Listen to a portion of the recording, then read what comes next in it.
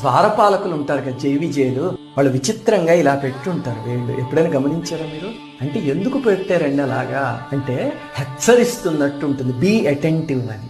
ఏమి హెచ్చరిస్తున్నారు? ఈవెన్ మీరు గరుత్మంతుడు కూడా చూడండి, కొన్ని ఆలయాల్లో గరుత్మంతుడు రెక్కలు ఇలా కిందకు ఉంటాయి, తిరుమలలో ఇలా పైకి పెట్టుకుని అటెంటివ్ గా ఉంటాడు గరుత్మంతుడు. మీరు ఎప్పుడైనా గమనించారా? ఎందుకండి అలాగా అంటే, రే మీరు లోపలికి వెళ్తున్నారు కదా ఈ జైలుని దాటి, అది వెళ్ళేది సామాన్యమైన ప్రదేశం కాదురా, సాక్షాత్ వైకుంఠం.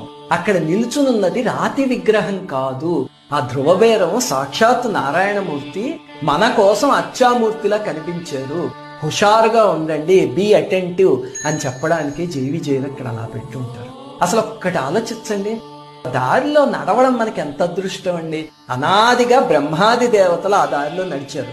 అలాగనే స్వామివారు పద్మావతి దేవి అక్కడే కొలువు ఉన్నారు కదా వివాహం అయ్యాక, తర్వాత అది ఆలయం అయింది. అందుకనే స్వామివారు అమ్మ